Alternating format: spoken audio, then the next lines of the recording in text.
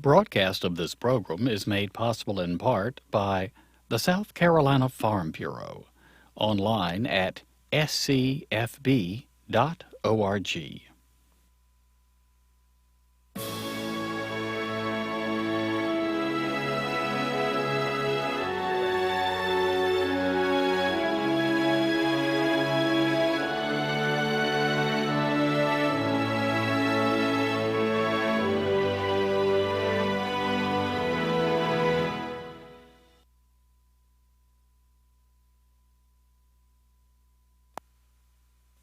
Broadcast of this program is made possible in part by Broadcast of this program is made possible in part by the South Carolina Farm Bureau, online at scfb.org, and by Time Warner Cable, online at timewarnercable.com.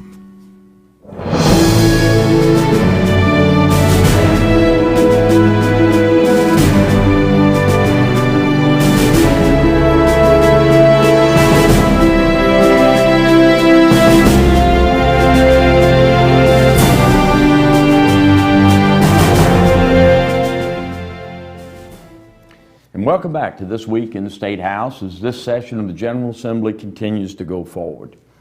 Many issues are up for debate. I understand they're looking at different things in the House and the Senate. We wanted to take a chance today to look at something which is continuing to bring focus on what I call a percolating problem, an opportunity for the General Assembly to be proactive. And before I get into talking with our guest about that and what we're going to be talking about, I first of all want to thank the South Carolina Educational Television Network for their production of this broadcast. And then our sponsors, the South Carolina Farm Bureau, Time Warner Cable, who make this broadcast possible to you.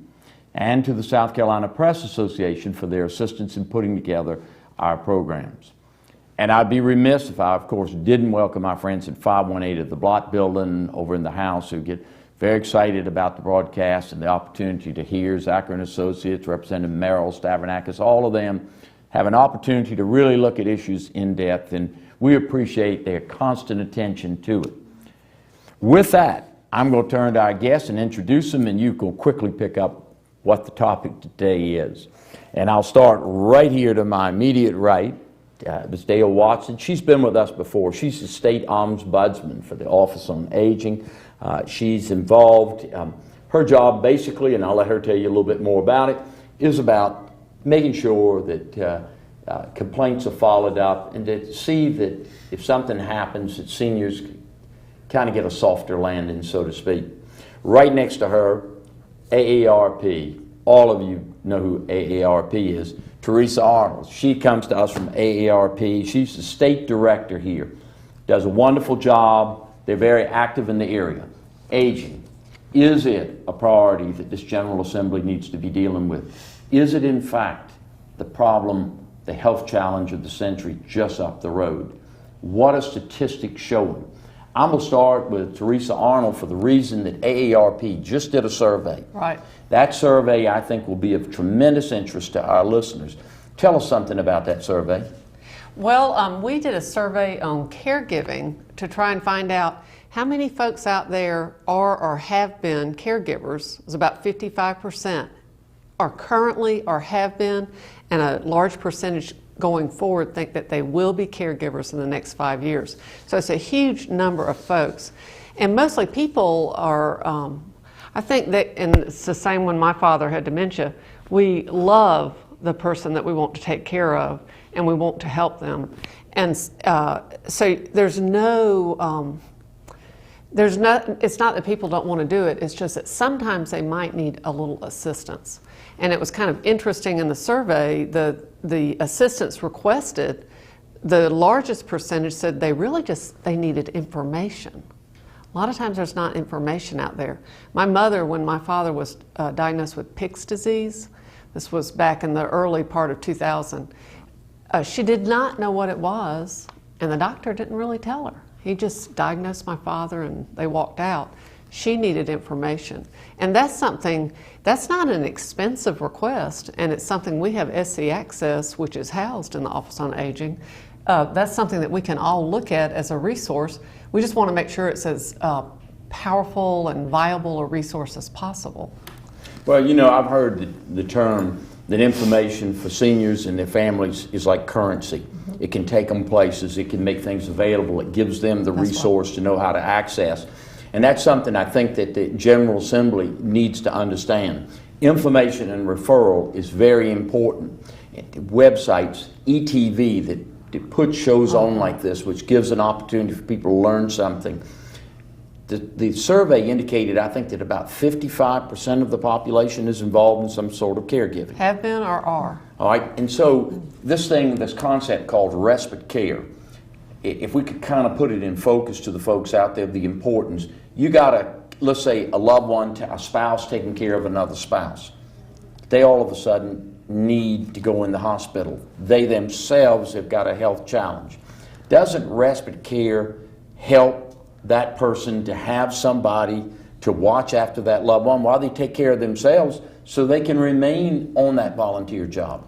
That's exactly right, because if they don't have that, where will the loved one go who needs the care? We don't want them institutionalized if we can help it at all. So I totally agree. The respite care is just a huge resource, and I think it was probably about 70% of folks felt like they would, no, 75%, and I must say this is 800 registered voters, 45 and older, are who we surveyed, so it kind of gives you an idea of the population there in South Carolina. So yeah, respite care is a relatively inexpensive. I think we've got, we are supporting your budget request of $3 million. I believe that was funded in the House's budget. That's correct. And we'll be looking at it hopefully in recurring dollars, because our Lieutenant Governor is not recurring anymore. So we want to help get that help as soon as we can. Well, and to put that in perspective to our audience, you said they would have to end up being institutionalized.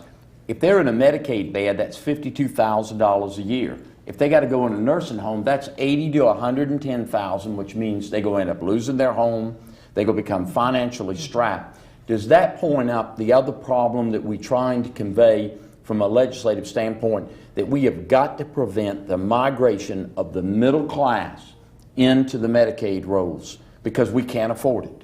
That's exactly right. And in fact, to become eligible for a Medicaid nursing home bed, it's a higher level of eligibility or income than it is for the regular Medicaid program.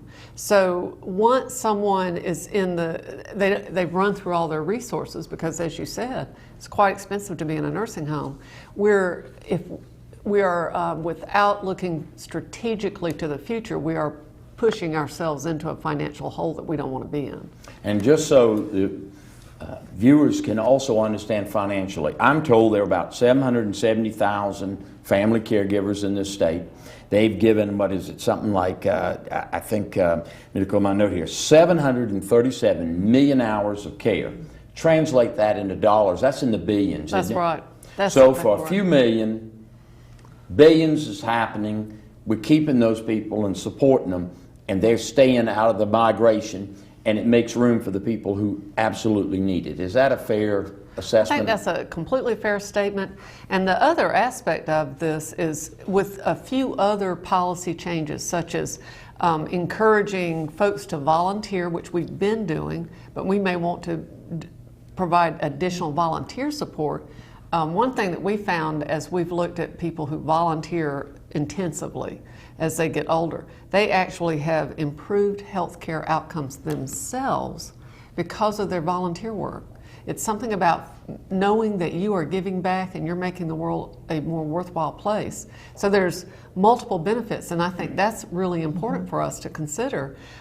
I used to work as a staff for Ways and Means on the House side under former Chairman Henry Brown, and so I'm inculcated with the thought, we do everything we can so that we don't spend more money down the road. And the things that we're doing with the Office on Aging and with our aging partners such as Alzheimer's and those folks, we're doing some things that will save this state money, but also put us in a place that's a lot more compassionate for the individual. And lastly, because I want to get on something about exploitation. So what AARP is proposed What we're talking about for the General Assembly is a decision about being proactive on the front end to reduce the cost on the back end. And these figures appear to be very compelling. Oh, and, yes. and that's where, I mean, y'all are not coming out and saying, we want to expand government. You're saying, look, you don't want price controls to get out of, be active. Give seniors what they want, the ability to age in place. So with that, let me turn now to Dale Watson. First question. You've heard what Teresa has said about trying to keep these people in these homes. We don't do these programs. They migrate to the Medicaid nursing beds. Do we have a waiting list now? And if we do, what's going to happen to these people? Yes, sir. We do have a waiting list, and in your speech yesterday, you alluded to the fact that it takes about 2 years if you're coming from home for a Medicaid bed. So folk are waiting on the beds and just waiting and waiting. And what happens to them? I mean, they just, if they don't have any family around, or they just continue to degenerate? Is that what happens? That is true, and that's why it's really so important for us to have these programs to keep them from degenerating, to keep them as healthy as possible. We realize that some folk will migrate to nursing home because of the level of care, but the thing is to be as proactive as possible, as Teresa has alluded to, and keep them from going into that bed and keep them happy. I think that's what most South Carolinians want. So you agree with want. what AARP is saying, that what they're advocating, what they're asking the General Assembly to do is a wise thing? Oh, absolutely. I think most of us want to age in place at home. We can do so healthier, happier, and again, it does save the state money, and our South Carolinians, our citizens are just happier persons in their own communities. Well, very quickly before I go to the questions for you now, I'm going to give you a chance to tell our viewers, Ombudsman, in a nutshell, what do the Ombudsman do? Ombudsmen are, we're long-term care ombudsmen, and we are the persons who are the advocates for residents in long-term care facilities. So we're in nursing homes, we're in residential care facilities, we're in assisted living facilities. We advocate for that resident. We help them to work on any complaints that they may have, and we will go out. We also visit in the facilities because we're trying to be proactive and trying to keep things from happening, educating the staff, educating the families. So basically, we are the voice of the resident. We are that voice that, and we help to empower them and their families to work for themselves. But we are the advocate for that resident. With that, now let me take you to Senator Thomas Alexander. He's introduced what I think is called the Senior Trafficking and Exploitation Reform Act of 2014. You're out there in the field as an ombudsman. Our viewers now know what you do. Mm-hmm. Is that legislation needed, and why? Absolutely. One of the things that if you look at the bill, we're seeing people who, we were talking about the trafficking piece and the exploitation, we're seeing people who were being exploited, people who thought they had enough money to live in facilities, and you're having families separate them from their monies, you're having staff separate them from their monies. And what we're also seeing is people are going to emergency rooms and whatnot, and taking people and placing them in unlicensed facilities, and we find out where they are. You mean they pick them up at an emergency room and take them to facilities not licensed? Yes, sir. What are these facilities like? Do they garage them or what? We've had some. There were 7 of them in a motel. We've had some. They were all in a house. We had one that we got a call, and the folk would rather live. They were out sleeping outside on little crates because the bugs were running out of the light switches. So we didn't know that they were there. They were all housed, and you know, I'm a veteran, and 2 of these people were veterans, and so they had some monies, but they were housed there, and no one knew that they were there. What is the incentive for these people that want to give this so-called hand to these people leaving these emergency rooms? What do you think is, just your opinion, I know you can't assert it as a fact, what's your opinion of why they're trying to guide them out of those emergency rooms and take them somewhere else? Well, a lot of times they become a payee of their monies. They have the monies going to a post office box, and so they're in control of that person's money. With that particular place we were talking about, they weren't feeding them. And they were getting their monies, but they were not giving them proper nutrition. They were not caring for them at all. Dale, would these people would not be the ones who are perpetrating this? They wouldn't fall on the Adult Protection Services Act, APS over at DSS, because they're not family members, right? Correct. So would this? So this is outside of APS. Could DSS investigate? That's what I'm asking. That's a great question. Thank you for injecting that. Right, but the biggest thing is you have to know that they're there, right, and then you have to have something strong to apply it to. So once they know about it, DSS may go in. Under maybe the self-neglect. Right. I know with self-neglect. No, it's not even self-neglect. Because they're being exploited. Mm-hmm. But it's not a family member. That's I'm not. Yeah, it's a great question for this reason. I guess how could DSS ever find out? Right. And see, and there is nothing to say that you trafficked this person. There's nothing strong to say this is trafficking of a person. You're moving, and what we're seeing is that they're moving people from place to place to place. To avoid detection. Exactly. And when we get a call, we try to go and we try to find them, but it's difficult unless the public lets us know. But what we've seen in some situations is that they may start out in a licensed facility and then they just keep moving them around and the person kind of falls off the radar, but their check is still with that person.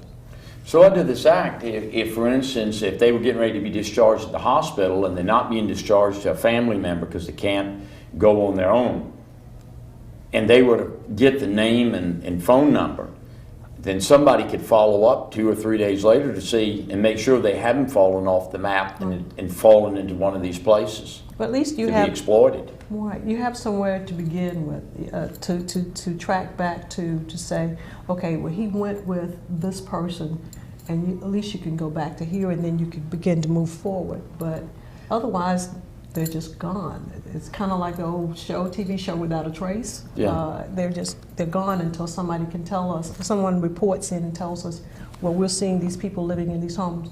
The case here in Columbia, where the guy had these folk who were living in a home and did not come to light until the people were asking the kids on the street for food and things of that nature. Wow. So. Golly. We only got about 10 minutes left in this broadcast. It goes so fast, particularly when you're dealing with issues like this. And so let me ask you, too, about transportation in the state. Isn't that a real problem for seniors, particularly where y'all's experience with their families have moved on or moved into cities and things, and they're left there, they have mobility problems? Can you give me some idea to our audience how important transportation can be? In fact, this is interesting you asked that, because yesterday you recognized Joel Smith, former banker in town who's now heading up a strategic long-term care task force to help guide the state and where we should go. And we were commenting on your wonderful address yesterday to the General Assembly on the state of aging and the faces of aging. And the first thing he said to me was, this transportation issue, he said it has so many levels to it. In other words, if we don't have it, there's so many ways it impacts people, but if we have it, it can be such a positive thing. So if you are not able to drive anymore, and a lot of folks when they get older, they can't drive, unless they have a loved one, how do they get to the doctor? How do they get their groceries? There's so many different components of that. So yeah, I think transportation is a huge issue. I personally kind of hope that we'll have robot cars. Robot cars. by the time it gets my turn not to be able to drive anymore. Well, one of the things we've been working, of course, with the trial lawyers in the state and the Coalition for Civil Justice, and about this. If you recall, we went and looked. We came across that module that works in one county along the coast. I'll just say that, and we've looked at how that could work.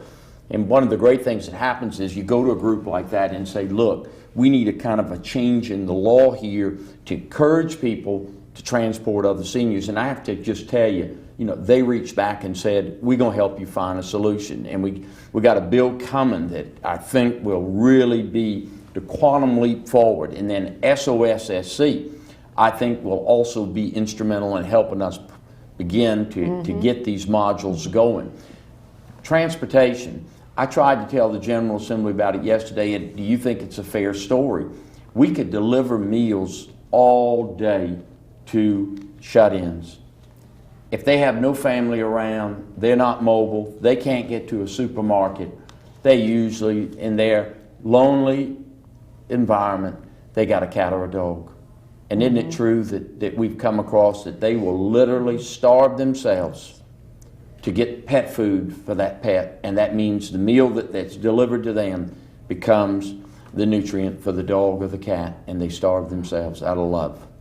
Yes. You're exactly right. Yeah. In fact, because of your focus on that specific issue, that was part of our ARP, just our state office. Our Christmas giving it made us aware, and so we wanted to purchase dog and cat food through the local senior resources. So I think that's an awareness issue too, that people just need to know what's happening to seniors out there. You know, and what can we do to support them and help them remain at home. And especially, everybody loves their dogs and cats. You know, you don't want to see the dog or cat go hungry, but you certainly don't want the senior to help to deteriorate to the extent which poor nutrition will send you into a nursing home faster than anything. And then you're 80 to 110, then you're to the 52,000 Medicaid bed, which doesn't exist because of the 2-year waiting list, and we've got a snowballing problem, and then people at the emergency rooms. I mean, it just, and I hope our viewers begin to see what y'all are trying to do to get on the front end. Let me go back to this bill that Senator Alexander has introduced. Exploitation. Is exploitation of seniors financially in this state a problem from your experience? Oh, definitely. What we've seen in the facilities is that we have had some relatives who have come in and exploited them to the tune of $500,000. And when we try to go in and assist, they pull that person out of the facility, only to show up about a year later, they're poor and destitute at that point. And so who has to pay for them at that? Then that becomes, the state now pays for a person who had enough money, but there's nothing to address that issue. And in the current penalty, as I recall, I'm looking here at a summary of Senator Alexander's bill, the penalties are pretty weak right now. At this point, they are pretty weak, and that's the great and wonderful thing about this bill. We've tried in the past, and we're just so grateful that you took this on to strengthen the penalties, because if people are afraid of what may happen to them, that may slow this down or just stop them from exploiting the seniors. Well, we got just about 5 minutes left in this broadcast. I got so many questions. Teresa, I'll come back to you. Do you agree with Dale that exploitation is a problem based on what AARP has been able to look at? I would agree, and actually I used to work at the Department of Social Services as their governmental affairs person, and I recall when I was there that exploitation was the most difficult thing to prove as well. It was harder because our caseworkers who handled APS cases, Adult Protection Service, their background really isn't financial exploitation, so they don't have all the tools they need to do the job properly. One question I have too, we always talk about prevention. So we give people the American Bar Association's Planning for Your Future that has people decide who do they want to have healthcare power of attorney or power of attorney over their concerns if they're no longer able to do that, if they have lost some abilities. And to me, finding someone that you trust long before you need to use that resource and to have those legal documents in place, seems like that would be one of the prevention ways, hopefully, that we don't get so far down the path that you have this horrible exploitation with people who are virtual strangers, is what it sounds like. But sometimes it's strangers and sometimes it is family members. And I think you make a great point, Teresa, is that make sure this is somebody you can trust. Right. Because we do work Could close, be a best friend, or... Well, and as I read this Exploitation Act, and correct me if you all disagree, what Senator Alexander seems to have embedded also in there is if you have a power of attorney for a senior and they've entrusted their affairs to you, you must exercise that for the benefit of that senior. You cannot use that to hijack money out of their accounts for your personal use or something. Don't y'all think that's a grand improvement in the law? That is excellent, because one of the things we're seeing is folk are saying, well, I'm going to gift myself because I do have the power of attorney. So this will begin to address those issues, that the gifting clause of saying, I can give this to me because I think he would have wanted me to have it. But they're not acting in the best interest of that person. So I had a gentleman call me, an AARP member, a few years ago. He had gotten very ill and he had to be hospitalized. He gave his son power of attorney over his affairs. And then the son stripped him, basically sold his car. So when he finally recovered enough to go home, he didn't have anything to go home to. So I'm thinking this, at the time, I talked to everybody about it. I talked to the police, I talked to DSS. There was no recourse because the man was in his right mind when he gave power of attorney. Well, you just hit the last question in the last couple of minutes. People have said, why do we need to expand this beyond a vulnerable adult to seniors? Either of you want to take a bite at that? I think you just nailed it, really. They may not be a vulnerable adult. There may be a senior who trusted somebody and then they hijack their money. Right. I don't think they should be allowed to do that. Absolutely. As Teresa was saying, this person just had an extended illness, and as we get older, you may have an illness, but you assume. And he didn't want to go to the nursing home, but he actually, that was about all that he had left All as that an was option. about left? And again, the state picks up the tab for it. So the taxpayer out here could end up picking up the tab and somebody's going off with their money. And this bill would strengthen the laws, increase the penalties. I was looking very quickly, and I'm having to look quickly because we're quickly running out of time, but it seems to me they have stacked the penalties on here. So I'll very quickly, we have about a minute left of the broadcast. Anything you want to tell our viewers and the members of the General Assembly about the challenge ahead? The seniors will go double. Do you see it as the health challenge of the century? Well, I would like to say that of the folks we surveyed, the vast majority agreed. It didn't matter if you were Republican, Democrat, or Independent. They all agreed that they wanted the General Assembly to put additional funding in services to help folks remain independent. And I think that's an important message that our legislature needs to hear, that they have the backing of the public on this. And if you get more ombudsmen in this budget, can you help more people out there? Definitely, definitely. At this point, we're about 2,500 persons per ombudsman. We got to help ourselves out of this broadcast. We're out of time. We'll be back next week, this week in the State House. Thank you for joining us.